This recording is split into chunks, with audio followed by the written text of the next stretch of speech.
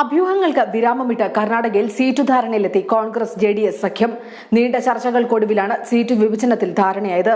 കോൺഗ്രസ് അധ്യക്ഷൻ രാഹുൽ ഗാന്ധി, മുൻ പ്രധാനമന്ത്രിയും JDS നേതാവുമായ ദേവഗൌഡയും തമ്മിൽ നടന്ന ചർച്ചയിലാണ് സീറ്റ് ധാരണയായത്. 10 സീറ്റുകൾ വേണമെന്ന വാശിയിൽ JDS ഉറച്ചുനിന്നെങ്കിലും ഇരു പാർട്ടികളുടെയും നേതാക്കൾ തമ്മിൽ നടത്തിയ ചർച്ചയ്ക്കൊടുവിൽ തീരുമാനമാവുകയായിരുന്നു. തീരുമാനമനുസരിച്ച് 20 സീറ്റുകളിൽ കോൺഗ്രസും 8 സീറ്റുകളിൽ JDSും മത്സരിക്കും. ഉത്തര കർണാടക, ചിക്കമംഗ്ലൂർ, ഷിമോഗ, തുംകൂർ, ഹാസൻ, മാണ്ഡ്യ, ബംഗളൂരു നോർത്ത്, വിജയപുര എന്നീ സീറ്റുകളിൽ JDS മത്സരിക്കും.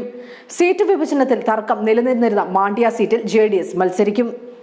തുടക്കത്തിൽ 12 സീറ്റ് വേണമെന്ന ആവശ്യമുന്നയിച്ച JDS ഒടുക്കം 8 സീറ്റുകൾ കൊണ്ട് തൃപ്തിപ്പെടുകയായിരുന്നു. അതേസമയം കോൺഗ്രസ് സ്ഥാനാർത്ഥി പട്ടിക 16-ന് തന്നെ പ്രഖ്യാപിക്കുമെന്ന് കർണാടക PCC അധ്യക്ഷൻ ദിനേശ് ഗുണ്ടുറാവു പറഞ്ഞു. മാണ്ഡ്യ സീറ്റിൽ മത്സരിക്കുക ദേവഗൌഡയുടെ ചെറുമകൻ നിഖിൽ കുമാരസ്വാമിയാണ്. എന്നാൽ ഈ മണ്ഡലത്തിൽ ശക്തമായ ത്രികോണ മത്സരം പ്രതീക്ഷിക്കാം. കാരണം ഈ മണ്ഡലത്തിൽ നടി സുമലത സ്വതന്ത്രയെ മത്സരിക്കുമെന്ന് വെളിപ്പെടുത്തിയിട്ടുണ്ട്. കോൺഗ്രസ് തന്നെ സ്ഥാനാർത്ഥിയാക്കുമെന്ന് പ്രതീക്ഷയുണ്ടെന്നും അല്ലാത്തപക്ഷം സ്വതന്ത്രയായി മത്സരിക്കുമെന്നും സുമലത നേരത്തെ വ്യക്തമാക്കിയിരുന്നു.